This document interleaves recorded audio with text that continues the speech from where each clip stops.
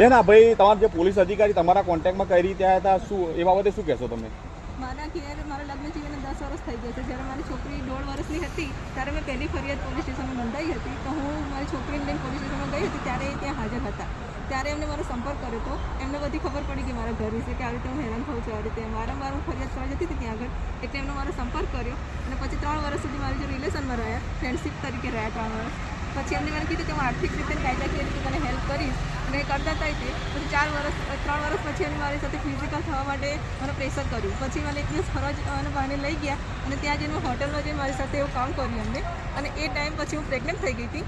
ત્યારે એમને મને એવું કીધું કે તું આ દવા લઈ લે, કાં તો કંઈ પણ કરીને ના રાખીશ, નહીં તો હું તારી જો કોઈ રિલેશન નહીં રાખું. ત્યારે મેં દવા ના લીધી તો 15 દિવસમાં જે વાત નથી કરી. પછી ફરી મારા કોન્ટેક્ટમાં આવ્યા અને પછી અત્યારે 4 વર્ષ સુધી એમને મારો ફાયદો ઉઠાવ્યો. આ છોકરો 3 વર્ષ તો છે એમનો જ છે. હવે એમને એક્સેપ્ટ કરવા તૈયાર નથી અત્યારે હાલ. અને મને એવું કીધું કે હું 10 લાખ રૂપિયા તો મેટરને પૂરી કર, કાં તો તું મરી જાય એમ. તો હવે મારે કઈ જવાનું આ છોકરાને લઈને? બેના કેટલા દિવસથી તમે ત્યાં ફરી રહ્યા છો? 6 દિવસથી છોકરાને લઈને રખડું છું. મારા મમ્મી પપ્પાએ ના પાડી દીધી, મારા હસબન્ડ એમને ના પાડી દીધી, હવે એ બી ના પાડશે તો મારે કઈ જવાનું અત્યારે? બરાબર. અને તમે ખેડા જિલ્લાના એસપી સાહેબ પાસે શું આશા રાખો છો? હું એસપી સાહેબ પાસે એ આશા રાખું છું કે મને ન્યાય મળવો જોઈએ. એને મારી સાથે ખોટે લગ્ન કરવાના વાયદા કર્યા હતા, એ મેરિડ હતો, એ છતાં એની મારી મેરેજ